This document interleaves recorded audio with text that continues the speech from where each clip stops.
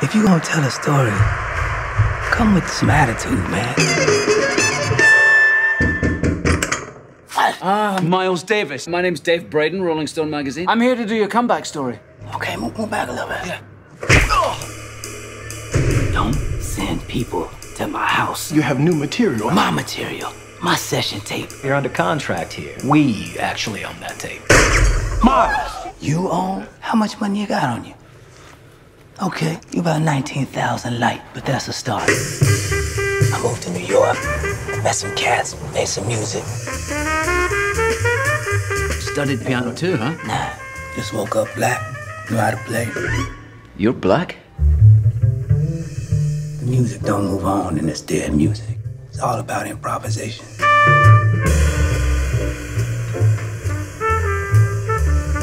Francis, I'm gonna send a plane to pick you up. I need you. I love you. Somebody stole my tape. What? You call him right now, tell him you coming over. Can't take y'all over there, man. He'll kill me. You don't do what I say, I'm gonna kill you. It takes a long time to be able to play like yourself. I gave up everything for you, Miles. I deserve better than this. Hey, hold it, buddy, hold it. Do you have a ticket? You're looking at it. You trying to piss me off, man? You don't know what the word lose means, do you, Miles? I'm getting my music back.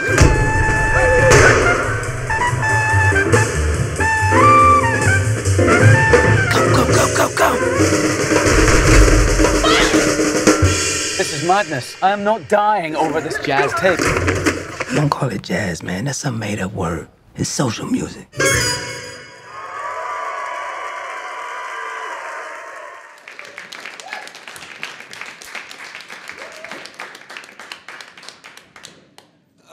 Hey everybody, how you doing?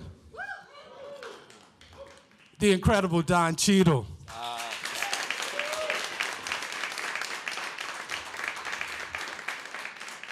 I was telling Don earlier, the film is already becoming the stuff of jazz legends in the jazz circles. Starting, Don, with how you found out about, well, how can I say this? Vince Wilburn, the nephew of Miles Davis, he knew you were right for the role, but he hadn't talked to you. Tell us that story. I mean, forgive me, all of you out there who have heard this story. I've only repeated it about 11,000 times so far. But Miles was inducted into the Rock and Roll Hall of Fame in 2006, and they were interviewing his nephew, Vince Wilburn, who played with him, played drums with him. And they said, are you ever going to do a movie about his life? And he said, yeah, and Don Cheadle's going to play him. Now, I had not met Vince at this point, and I had no idea there was even going to be a movie, and it's something that the family had been trying to do for, I don't know, 20 years prior to my involvement with it, maybe more, since his death in the 90s. But we met and kind of talked about ways to approach the material and what kind of story we wanted to tell. And the family just threw open their arms and gave me access to things that no one's seen before and stories that no one's heard before, and just allowed me in, which was so critical to this making of the movie. Now, it's not a biopic. It's not Ray Charles from the beginning of his life to the end. Why did you decide to just focus on a certain period and talk about the period you focused on? Well, the movie sort of centers around their flashback moments that we just actually kind of feel like flash forward in a way for us. Kind of we always talk about them as like the blue tile moments.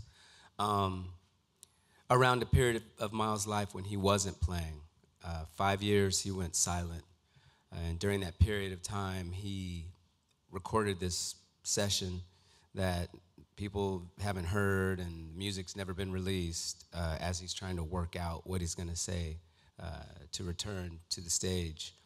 And it was just for us a very interesting and compelling story point when you look at his life, that this incredibly prolific artist for this, so many years, he changed music 3 or 4 times, then there's this period of time where he just shut it down. And for a storyteller, when you bump into that, it just is very intriguing. And the person who co-wrote the script with me, Stephen Bagelman, and myself just thought, well, this is a great point of departure around which to create this narrative. And it's a great story. I'm so glad you didn't do a biopic, because that's such a mysterious time in his life. He was over on 77th Street, holed up, and you could have taken many aspects of that period in his life. And I don't want to spoil the movie, but it's kind of a caper movie, isn't it? Well, you know, I said if I was going to do this when I met with the family, and, you know, they pitched me some ideas that were fine, but they were, in my opinion, kind of standard tellings of the story. And I had, at that point, done Hotel Rwanda and Rat Pack and Talk to Me and Rebound, and I had played these characters that, you know, these historical figures, and I just kind of didn't want to do that anymore. So I wasn't looking to do this, and especially in that way. So when I met with them, I said, you know, I think there's a way to do this movie, but it's got to be wild. It's got to be, you know, gangster kind of. It has to be impressionistic and innovative and have a crazy flow and feel to me like what his music is, and be kind of in the spirit of what I knew about the man. As opposed to being something that was didactic or something that attempted to kind of give you the cliff notes of Miles Davis' life. And they said, okay, that sounds, you know, let's see it. You know, what's that going to look like? I said, I'm not sure either, but let's get on that journey. And thankfully they were on board with that. Now, Don, you grew up in Kansas City and Denver, right? Two great jazz towns. Were you a musician as a kid? I was. I played sax from about 5th grade all the way up until I was a senior in high school. And I sang with the jazz choir. You know, we were the Angelaires. We were the baddest choir on the planet. And we thought we were. And, you know, actually toured around the country a little bit and would get on stage with, there's a group in Denver called Rare Silk. That was kind of like, oh, you knew Rare Silk. Todd. Yeah. Well, I used to. Well, we met them at the NAJE, this National Association of Jazz Educators Convention in Chicago, and they saw the choir, and I was kind of one of the soloists in the choir, featured soloists, and we just kind of struck up a conversation and struck up a relationship. And so I would sneak into these clubs that I wasn't old enough to be in and see them perform.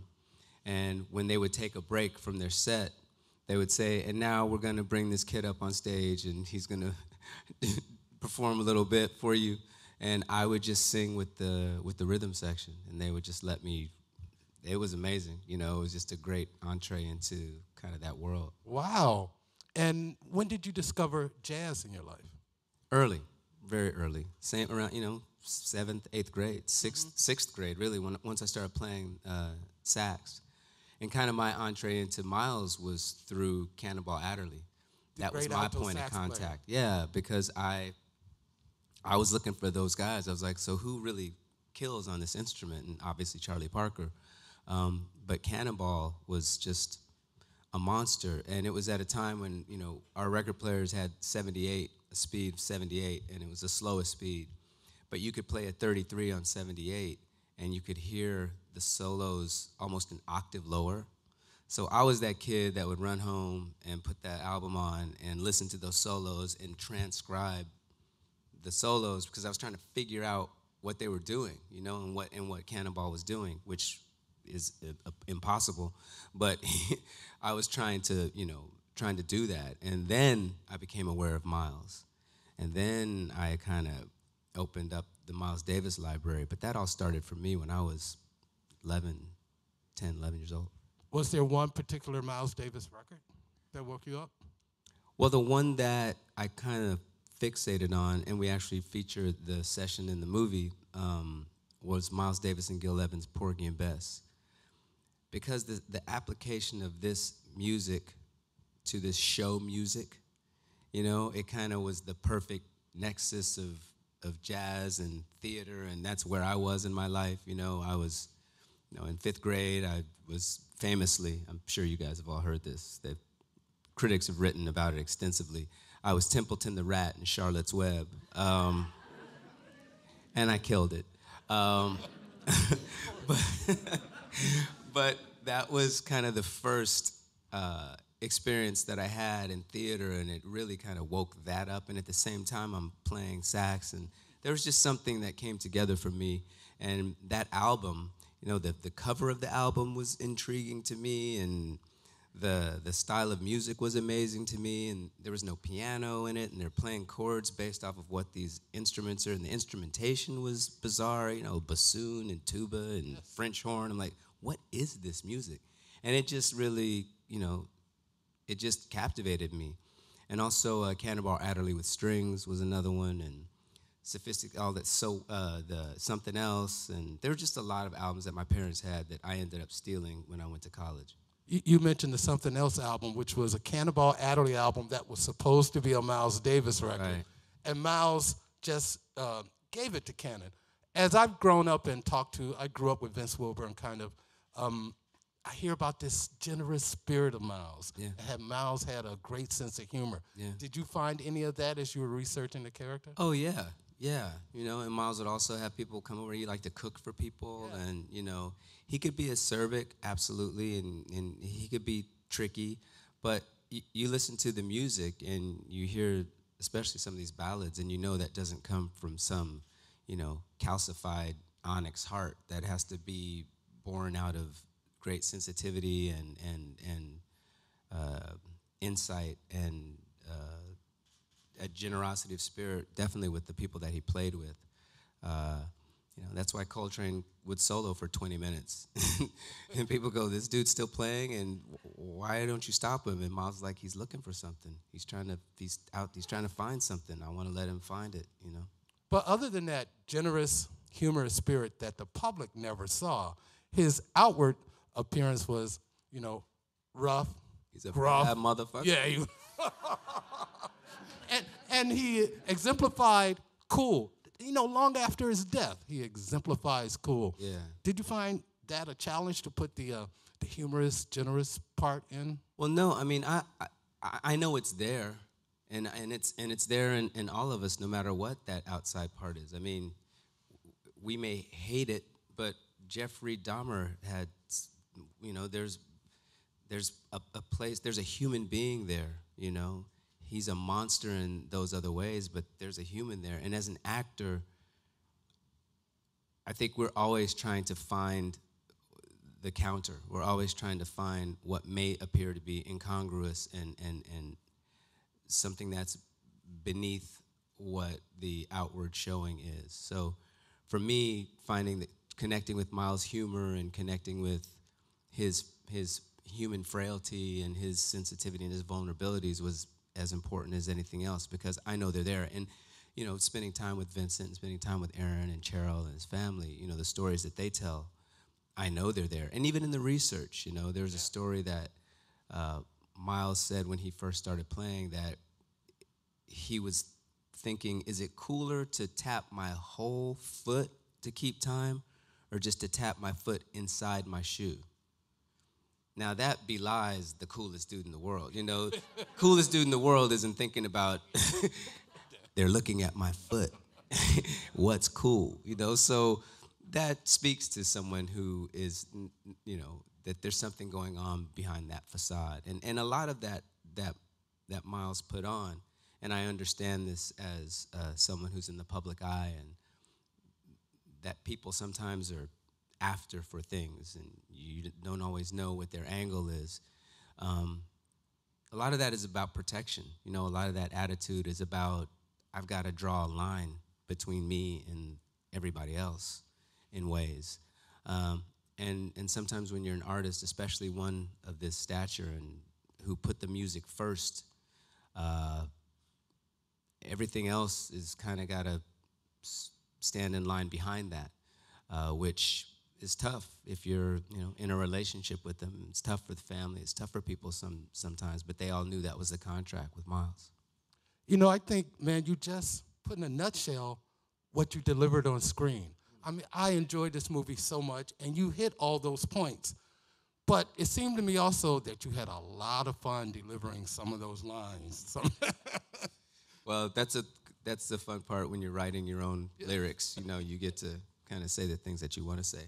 But all that stuff is, you know, Miles. All that stuff is, you know, this is Miles that, I forget who was touring with them, the band member or roadie or somebody who was touring with them and had twins, and he just used to call them same thing. He just never knew their names. Like, same thing.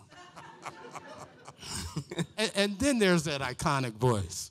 Oh, yeah, it's a part of it. You worked on that, obviously, for a long time. But what's really impressive, Mr. Cheadle, you started playing trumpet. Now, you were a musician already, but that's impressive. How long before the start of filming did you start playing trumpet?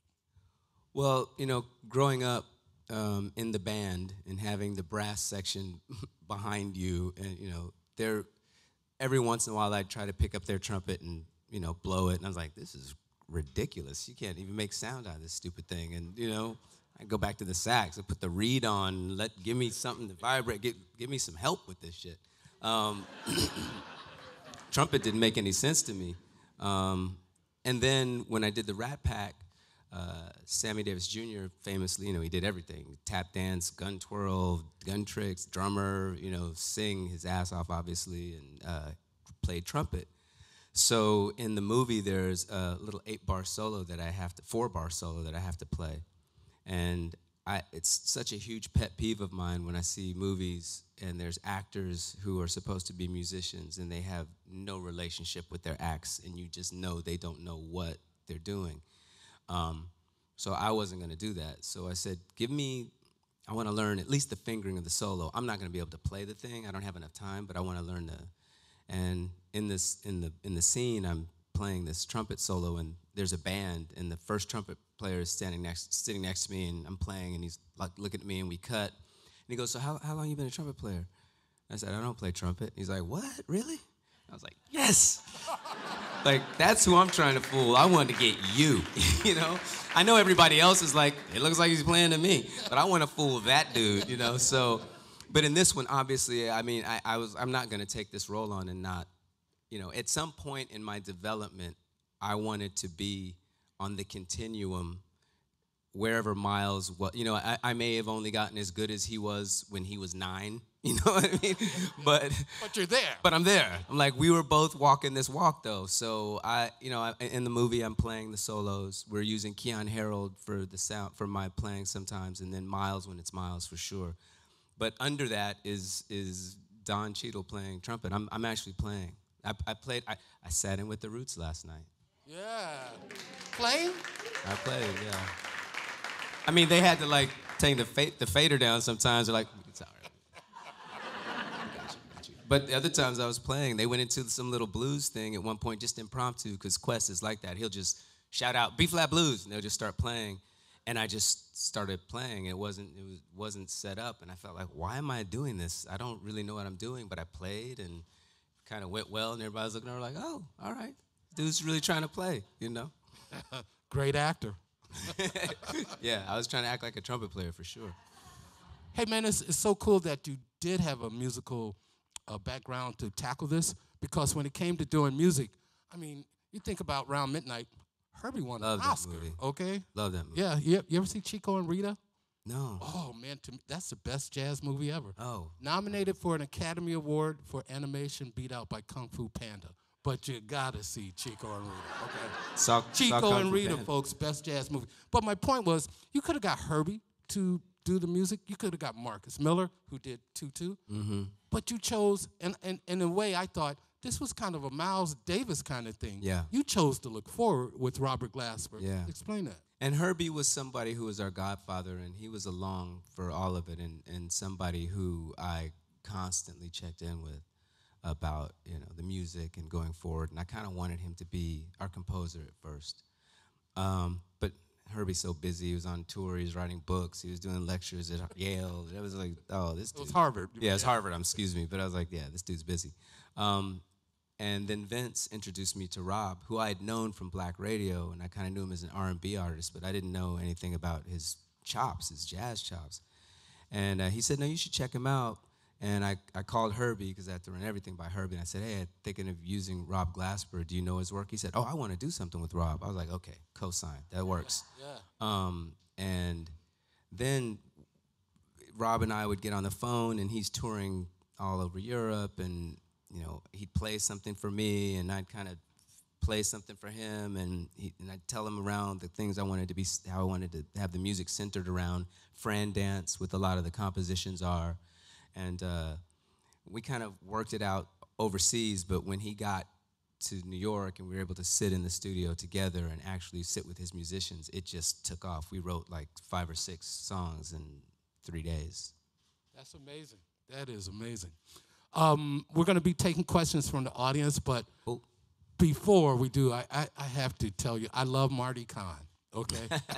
If you don't know, Marty Kaan is his character in House of Lies on Showtime, and the new season starts. Thank you. The new season starts April 17th. April 17th, yeah. How many seasons? This is season 5. Okay, I have to ask you this. What kind of music does Marty Kaan listen to? Whatever he's listening to, it's strategic. He's listening to it to try and figure out how to get over on somebody or something. Yeah, it's a very cool role, man. Thank you. Thank you. Don Cheadle, ladies and gentlemen.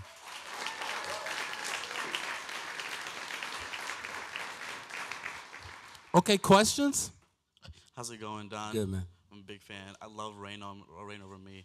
My question for you is, what would you say was the most defining moment of your career thus far? This one. Yeah, I mean, I feel like it's something that I won't be able to answer, hopefully, for many years, and I'll look back. And I think it's, it ebbs and flows. You think that, oh, this is the defining moment of my career, and then something else happens, and you go, oh, maybe it's going to be this one. I think it's something that is actually defined by others, not by me. And it depends on what people see and how they respond. You asked a 10-year-old, and they'd be like, War Machine, what do you mean? I don't even know who you were before that. But I think Devil in a Blue Dress, that changed the meter a little bit for people. What kind of Mouse Alexander was the character in Devil in the Blue Dress? What kind of music did Mouse listen to? Oh, blues, all blues. Right. Next question. Hey, Don, good morning. How you doing? Big fan of your work. Thank you. Very much looking forward to the film. Where do you think you're going to go from here? Is there a dream role that you've yet to do that you would love to take on? No, and I've never really had that sort of mandate about my career. I've been very fortunate to have a lot of roles come up that I was interested in, and the movies, came to fruition. And I started producing so that I would be able to kind of get the material that I wanted completed. It's easier said than done. We went around for a year with Crash before anybody said yes, and movies like Traitor were very hard to put together. Talk to Me, very hard to put together. These things. 5 years is about average for independent films to get made. So it's a grind, but all of these movies are labors of love. And like I said, I've been really fortunate to have those things come over the transom in a way and not have to be out there and seek them. I just want to keep doing stuff that's challenging and different and territory I haven't been in before. So, yeah. As a producer, now director, your directorial debut as an actor, which do you prefer now that you've done a little bit of producing? They're all different. I really like writing. I mean, I get as much joy out of that as anything, and then to hear your words come to life and other people, utter them back and go, oh my God, that's great, and oh my God, that was shit. How did I even write that? That's just, there's a whole experience of that. You feel like you're birthing a baby in a way, but it's all a part of the storytelling, and just all aspects of storytelling I enjoy and are torturous both. Hey, Don. In terms of the movie, what was the most interesting thing you found out about Miles in researching his life? Well, I think it's something that I had gleaned just from listening to his music, but what we kept bumping into over and over, and not dissimilar to an artist like Bob Dylan or to a visual artist or a painter like Picasso, that he just was one of the most restless people that anyone had ever met. Tony Williams said he was one of the most easily bored people he ever met. Like, he just could not. He was incredibly uncomfortable with stasis. He had to be moving. He had to be creating. He had to be thinking of the next. You look at Miles and it's like new car, new clothes, new musical style, sometimes new woman. He cycled through. He was like a shark that had to constantly figure out the next thing to do. And you listen to some of these ballads now, a lot of this stuff is coming out, a lot of these things are being remastered and re-released, and they don't cut off the ends so you can hear what's happening after the last note resonates. And, you listen to some of these solos and he'll play these beautiful ballads, the most beautiful ballads you've ever heard, and that last note will be ringing and you hear the brushes on the snare, and as soon as it's over, he's like, play that shit back, I want to hear that again. There's no reverie. He's not letting the moment sit there, and people aren't all looking around each other going, man, that was amazing. He's like, play that shit back. I want next thing. I'm over that. Next thing. I'm already going to the next thing. Next question.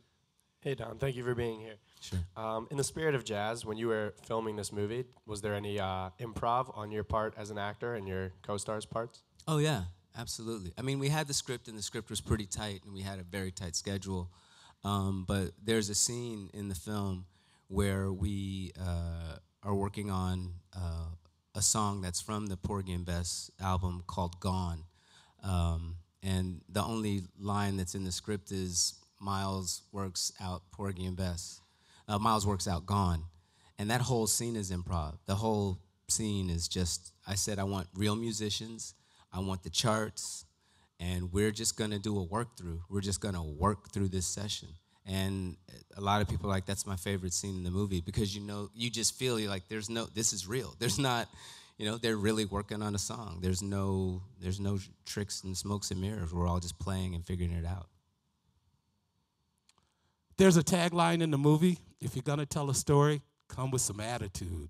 And I think you did that, man. It's a great movie. Miles Ahead opens April 1st. Ladies and gentlemen, Don Cheadle. Thank you, guys. Thank you.